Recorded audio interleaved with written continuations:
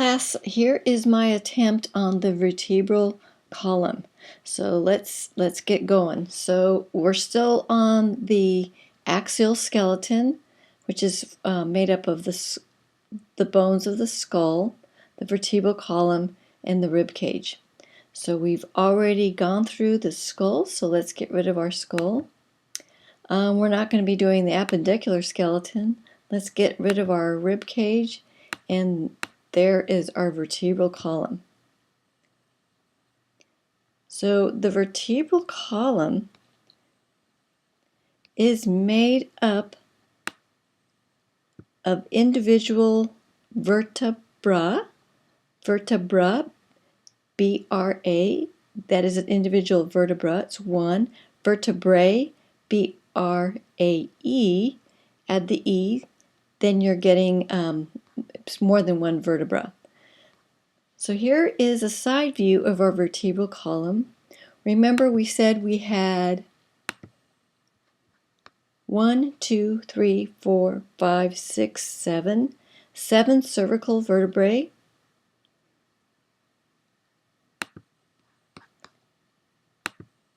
We have 12 thoracic, 1, 2, 3, all the way down to 12 thoracic.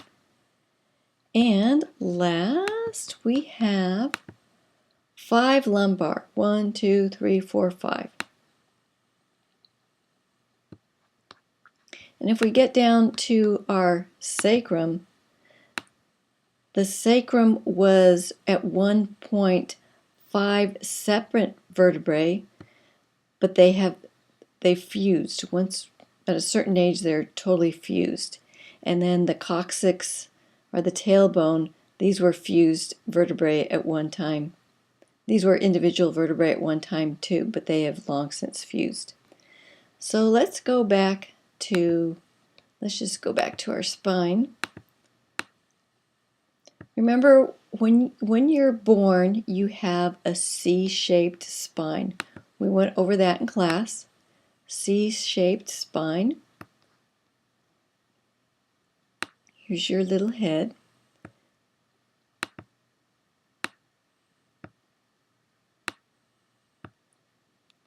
Whoa. So you are born with a C-shaped spine. And we're going to be developing secondary curvatures. This is called a primary curvature. You are born with it. It is this C-shaped primary curvature.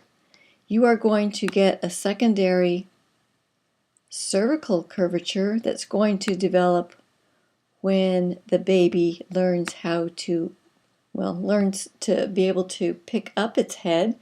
All babies are born pretty much with a floppy head. Once they're able to lift that head up and hold it upright, they're going to be developing a secondary cervical curvature. So that usually happens around 3 months of age. And then you're going to get a secondary lumbar curvature, and that is going to develop when the baby learns how to stand and walk. And that is typically around 12 months. So let me get rid of that. So the thoracic curvature maintains its C-shaped curvature, so the thoracic region is still a primary curvature, as is the sacral region. This is all primary. It still has that C-shaped look to it. So let's start with we're going to go through each of these regional areas, but we're going to just start with a typical vertebra, and we're going to look at the characteristics of a typical vertebra. So I am actually going to be using this picture, and I sent this to you in a PDF file. So what do you need to know about any vertebra? And any one, it doesn't matter which one it is, will have all these things. We'll start with this guy here. This is the body. The body is in the anterior portion. It is usually the biggest part of the vertebra. And the function is basically to support our weight. As you start off from the cervical all the way to lumbar, this body will get bigger and bigger because it's supporting more and more of your body weight. So there's the body, and sticking out of the body, you're going to have this area right here. Here it's circled. The pedicles, there's a pedicle here and a pedicle here. These are the little feet. They call them little feet. A pedicle is a little foot. Think of a pedicle, a pedicure. We have pedicures. You paint your toes. This is a pedicle. The little feet. They're sticking straight out of the body. And then we're going to come to these processes that are coming out sideways. These are the transverse processes. And then you have one on each side, and then you're going to have a spinous process. The spinous process is sticking straight back, and this is going to be the posterior. You're going to see this, it's the posterior end. And then if you follow a spinous process in, you're going to come to this region right here on each side of the spinous process. Those are the lamina. Here's a lamina here, and there's going to be a lamina right here. And also every vertebra will have a superior articulating process and an inferior articulating process. Because remember, each of these vertebra are going to be articulating with the one that's above them and the one that's below them.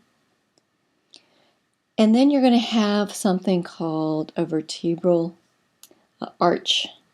Now the vertebral arch is just this area right here where this black arrow is. The vertebral arch is formed by the pedicles, the transverse processes, the lamina, the spinous processes, the spinous process, and again the lamina and the transverse process and the pedicle. And together with the backside of the body, they are making a complete bony ring. A complete bony ring. And that ring that's forming this hole, this is a vertebral foramen. So a vertebral foramen is one single hole in one vertebra. If you have a completely articulated vertebral, all the vertebrae are articulated, you are going to have a vertebral canal. A canal is a passageway, and in that vertebral canal is going to be the spinal cord. So I think that's about it for the parts of a typical vertebrae. Let's go back to our vertebral column, and we are going to look at a typical, let's going to isolate this guy.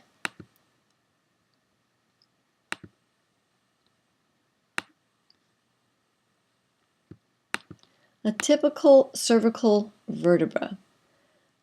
A typical cervical vertebra, here is the body, here's the pedicles, and then the transverse processes are here.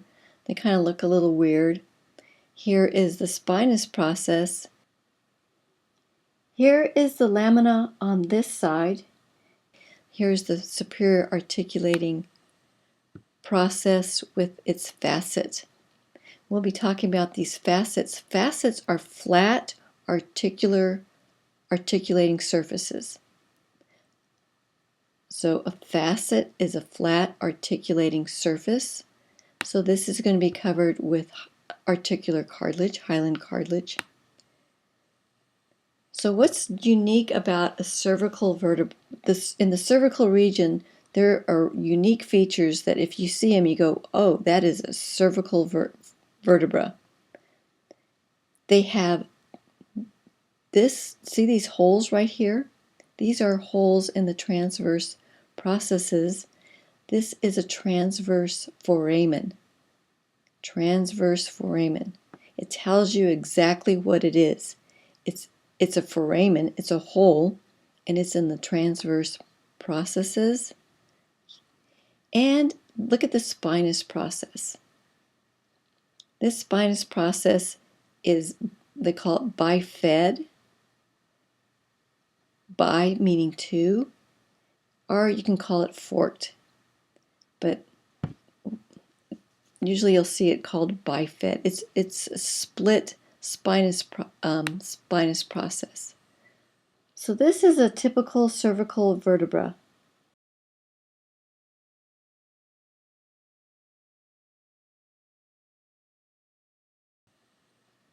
Now we are going to go to C1. C1 is totally unique. It is, nothing else looks like this guy. Now C1 is articulating, here is the superior articulating facet.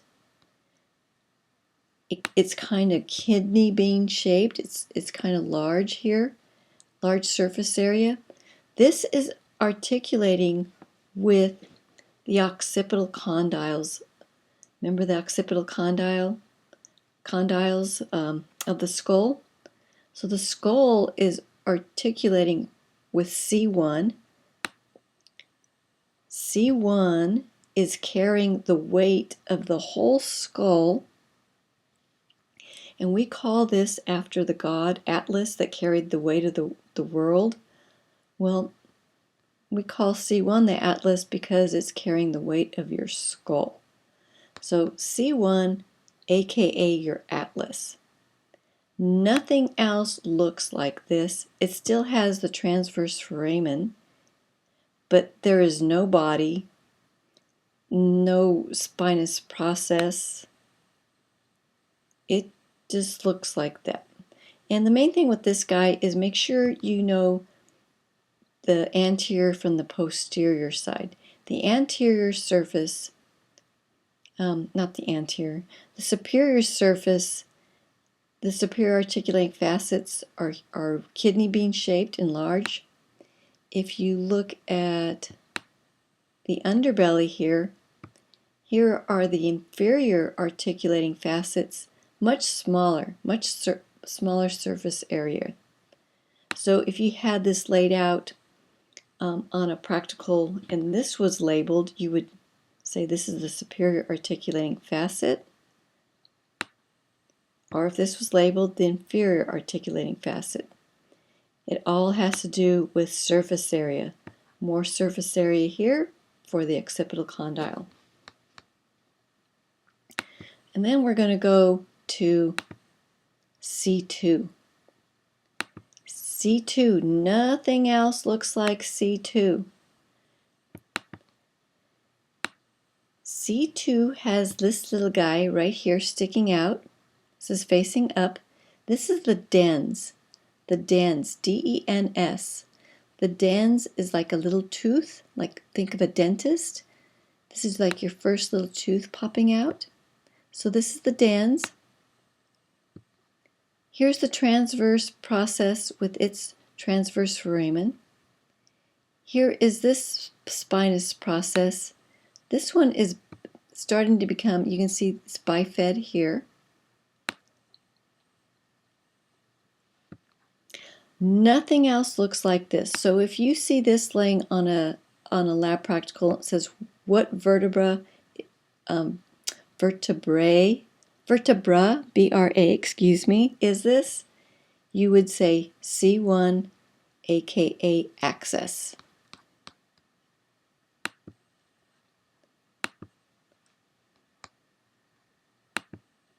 Oops. Let me pause and do this right. So I wanted to put C1 and C2 together so you can see how they fit. So make sure you see this in class. So here is the dens. The dens is fitting right inside C1. So the dens is sticking up. And what this dens is allowing C1 and C2 to do, there's going to be a ligament that is right in through here that is holding C1 in place, the the dens of C2 in place here, and that's going to allow C1 to rotate. We'll show you this in class. I can't get it to rotate here, but C1 is going to be able to rotate around the axis of the dens, and that's going to allow your head to say no, going from side to side, a rotational movement. So that's C1 articulating with C2.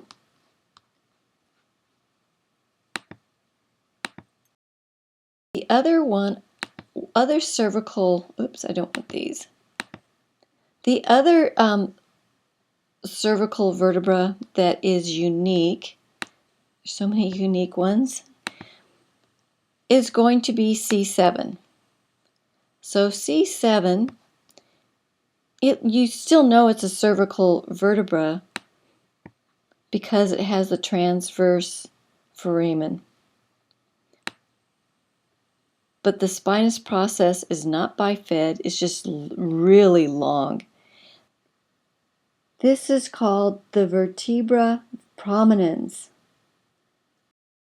And you can feel this on the back of your neck. If you just go back there and just kind of feel down your neck, starting from the base of the skull, go back down, and you're going to come to a big bump back here. That is what you're feeling. That is the spinous process of C7. So just wanted to show you that. That's C7. Let's get started again. So now we're going to go to the thoracic region. So we have C1, C2, C3, C4, C5, C6, C7.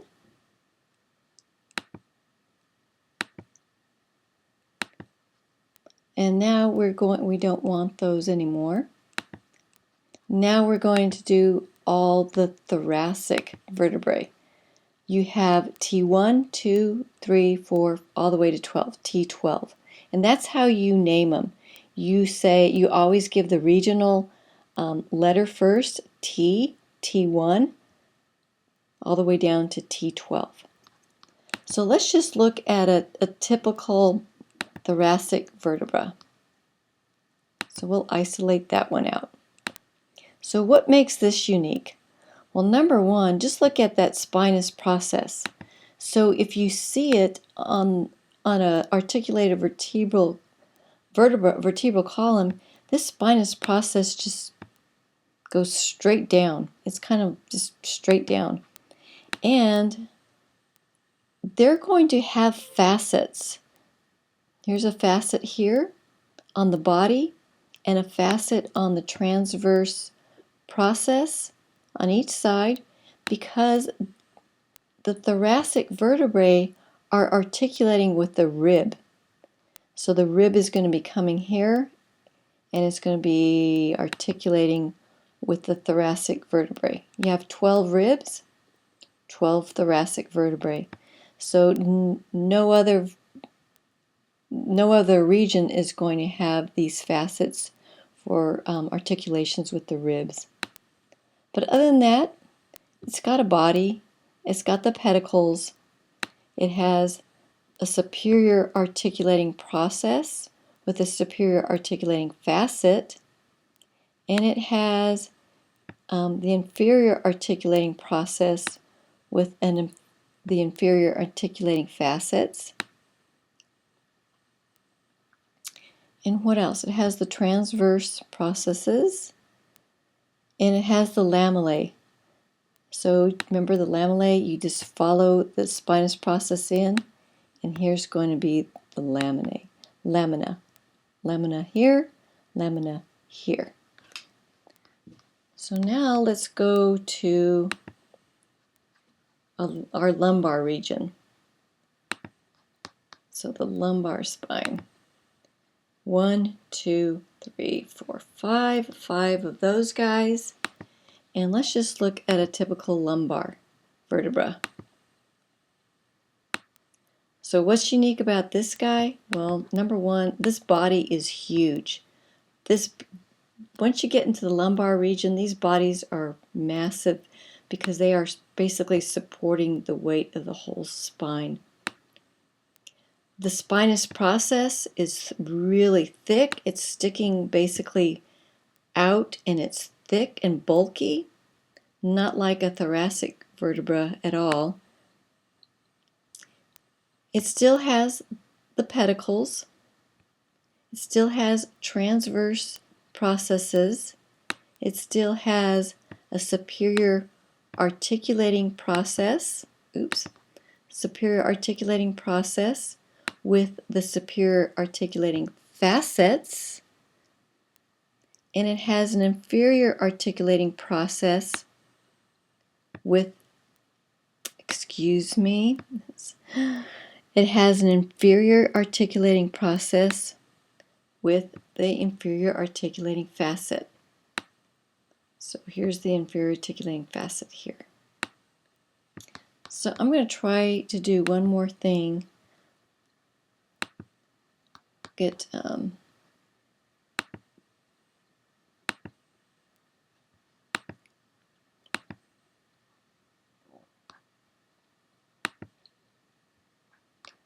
I want to select two of these guys. So we are going to isolate these two guys. So here we go. Now, so here's two vertebrae articulating with each other. And remember, what's in between these guys? That's the intervertebral discs sit in between these guys. Fibrocartilage, right?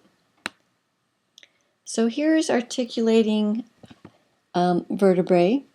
So this is going to be your inferior articulating process. The facet you can't really see because it is articulating with the superior articulating facet of this vertebra. So this is the inferior articulating process. This is the superior articulating process. And then you have their respective facets in here. Can't see them because they are articulating with each other. Now here is the superior articulating process of this guy with its superior articulating facet here. Here's the superior articulating process of this vertebrae. And here's the inferior articulating process of this vertebra with its inferior articulating facet here. And one more thing, we have another little foramen right here. Once you have two vertebrae articulating with each other, you're going to make another hole here. This is going to be an intervertebral foramen. It's a foramen because it's a hole. Intervertebral because it's in between two vertebrae. And this is where our spinal nerves are going to be coming out. Remember, what is in this spinal canal? The spinal canal, that is the spinal cord, and we're going to have spinal nerves exiting the spinal we're going to have spinal nerves exiting out of the vertebral column, the vertebral canal, through the intervertebral foramen. So we'll go through this in class, but if you have all the vertebrae articulating with each other, you're making a vertebral canal where the spinal cord is going down. This hole, the intervertebral foramen, is where the spinal nerves will exit out. So hopefully that makes sense. Now we just need to get to one more thing, just our sacrum. Oops, I don't want those. I just want the sacrum. So we are going to isolate our sacrum. So let's look at your list. What do you need to know on your sacrum? Now, well, the sacral promontory. The sacral promontory is just this lip right here. This was once a body. Remember, the sacrum was once 5 separate vertebrae. So this is like the body of it, but the sacral promontory is just this lip, this ledge right here. So the sacral promontory, the superior articular process. Here is the superior articular process. Here's the superior articulating process on this side. And here's the facets, the superior articulating facets. Superior articulating process, the whole thing. The process includes the facets, but the facets are just, remember, a facet is a flat articular surface. And who is this superior articulating facet articulating with? He is articulating with L5. L5. I'll put them back on a little bit, but just make sure you know L5 is sitting right here. And then you need to know the sacral canal. The sacral canal. Here is the sacral canal. This is a canal. It's, if you put a pipe cleaner in it, this is like a little canal way, and it comes out. This is the end of it. Oops. So that is the sacral canal. The posterior and anterior sacral foramen. First, well, you need to know which one is this posterior or is this posterior? This is the lateral view. So since this was at one time 5 separate vertebrae, this is where the bodies are. So this is going to be anterior. This is where the spinous processes once were. And here's the spinous processes all fused together. So this is posterior. So you know this is the posterior side of the sacrum. And this is actually called the median sacral crest. Median meaning it's in the middle. It's sacral, part of the sacrum, and it's a crest.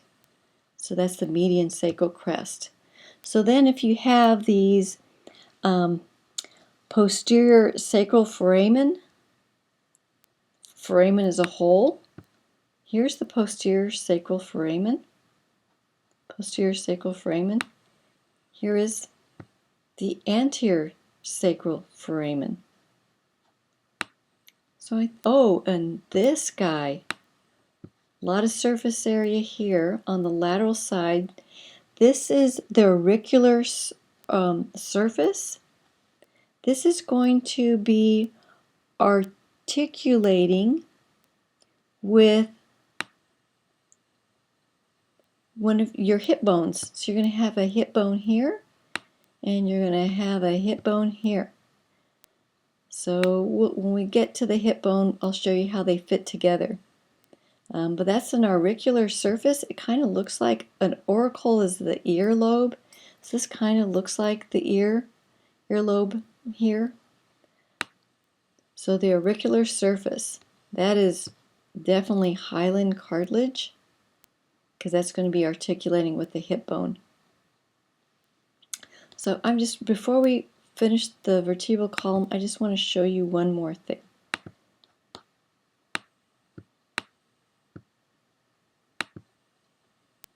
Just wanted to isolate L5 with the sacrum so you can see The superior articulating process of the sacrum is articulating with the inferior articulating process via their facets of L5. This is L5. So the body of L5 is sitting right on top of the sacrum here. So I hope that helps. I went through it kind of fast, but I think you guys can get it. This is not too bad. This is not too hard to get. So we'll go on to the thoracic cage.